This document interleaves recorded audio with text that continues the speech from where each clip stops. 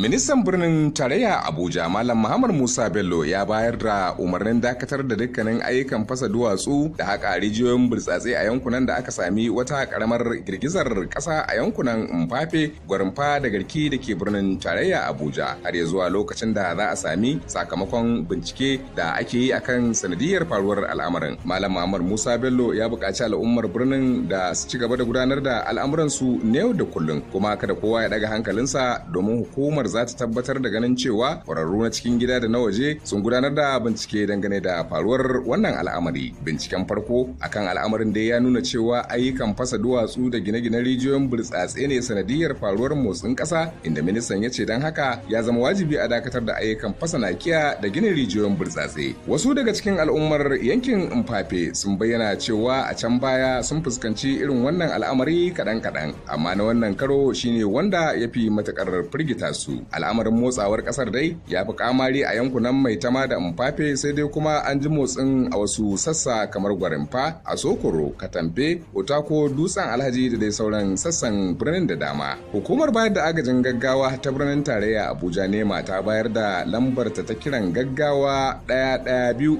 domin a kira jami'anta idan wani abu ya sake faruwa. Sai dai kuma hukumar ta bayar da agajin gaggawa ta bayyana waɗansu matakai da al'umma za su rika ɗauka idan an ji alamun faruwar irin wannan al'amari ko kuma wani abu daban da suka haɗar da idan mutum yana cikin gini to ya tafi ɗaki mafi inganci da babu shirgi a cikinsa, sannan ya shiga ƙarƙashin tebur ya kuma riƙe shi da kyau, kuma kada mutum ya kusaci taga ko wani abu wanda zai iya faɗuwa ya yi masa wata illa. Idan mutum yana waje kuwa ya nemi fili, sannan kada ya tsaya a kusa da gini ko bishiya ko kuma turken wutar lantarki ko ƙarƙashinta. Idan mutum yana mota ya rage gudu ya nemi fili ya tsaya, sannan kada ya fita daga motar har sai kasar ta daina motsi. Hukumar ta bayar da agajin gaggawa ta kuma bayar da tabbacin cewa nan ba da jimawa ba za a daina fuskantar irin wannan motsin kasa da ake ji. Kwararrun masana akan irin wannan al'amari dai sun ce yawan fasa duwatsu, haƙar ma'adinai da gina rijiyoyin burtsatse suna daga cikin dalilan da suke haddasa faruwar irin wannan motsin kasa. Haka zalika sun ce kasan nan ba ta cikin kasashen da ke fuskantar barazanar girgizar kasa kamar yadda ake jin faruwarsu a wasu sassa na duniya.